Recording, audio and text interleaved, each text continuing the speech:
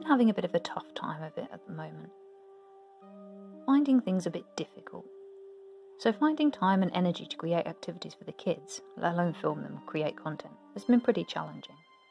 So with that in mind, I challenged myself to create these quick, spooky sensory activities to keep the kids engaged this Halloween season, but without too much hassle, using things that I could already easily lay my hands on, or simply create. If this sounds like something that you'd be interested in, hit that subscribe button and let's get into it. First up, I found these ping pong balls in a local £1 shop, and I used permanent marker to turn them into eyeballs. Then we added them into some water, simply with food colouring, to make it look a bit more Halloweenish. Added a few jugs, bowls, spoons and scoops from our kitchen, and let the kids experiment with creating potions. It's possible, of course, for this to be quite messy, so you might want to set it up outside. We've contained the mess by sitting the boys in the tufftray with smaller containers inside it, removing the water around. You also want to consider having something to clean up afterwards, so lots of towels on hand, and maybe even what your child is wearing.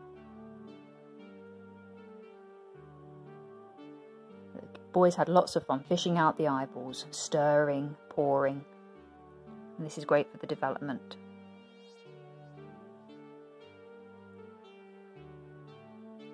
Staying with the theme of eyes, another way that you could try and retrieve them is to use tweezers and pick them out of this slime. I made the slime from washing up liquid, flour and baking soda. It's not an exact recipe, so I fiddled around with the amounts as I went along. Then I simply dropped in some googly eyes from a craft pack that we already had and added these tweezers. Tweezers are great for developing child's hand strength, which is vital for writing. The slime can also be very appealing to handle. When you do this, you could discuss with your child how it feels. You might be able to suggest vocabulary if they don't already have it, if the child's very young, or you could try giving them opposites to choose from. So does it feel lumpy or smooth? Is it warm or cold? For this next offering, we could have simply popped outside to gather some leaves, but unfortunately it was raining really hard, so instead of soggy leaves, I used these fabric ones, which luckily I had left over from other projects we've done. Then I added some of the conkers and pine cones that we'd collected on previous trips, and hid some of our toy Minibeasts in the leaves. I also added bits of the Curious Kids 101 Minibeasts Nature Hunt Pack, for a bit of actual science along the way. Along with the magnifying glasses, I was able to encourage the children to make very careful observations that was needed to compare the Nature Hunt Pack items and identify the creatures. You could also encourage the child to make a home for the bugs or engage in some pretend play with the setup. Basically leave it for them to experiment and they'll soon create with any of these setups.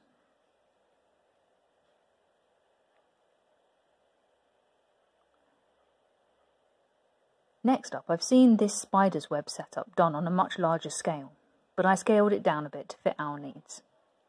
It's a simple sticky tape spider's web with some additional spiders and pom-poms. You simply create a web shape using tape. It is quite sticky work, because the stickier the tape, the better for the rest of the activity. I used duct tape. Then I added some spiders and the pom-poms left over from a craft set. The child could extract the spiders and the pom-poms using the tweezers, trying to avoid the sticky web, or pull the items off of it.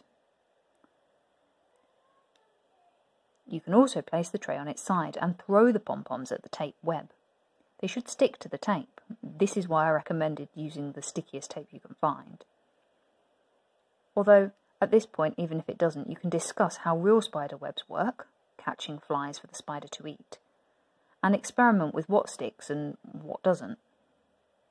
Which parts are sticky and which parts aren't. Are the things that stick well heavy or light? Smooth, rough, fluffy? My boys loved throwing the pom-poms at the web and challenging each other to competitions of who could get their pom-poms to stick first.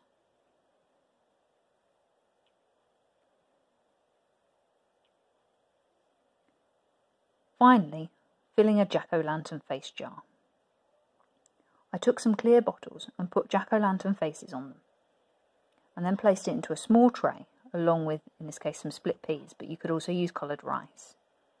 Mix it up as well if you like. Encourage the child to fill the jar with the scoops. This scooping action allows for fine motor skills practice. You can mix different fillers and keep it interesting. Here we also added some pasta bats. For further learning, discuss the beginning terms of capacity. You could look at full, half full, 3/4 full, etc. And afterwards it's quite a nice decoration to have. So there you are, 5 quick sensory play ideas that can be quickly put together with things that you hopefully already have at home or which can be easily purchased and quite cheaply too.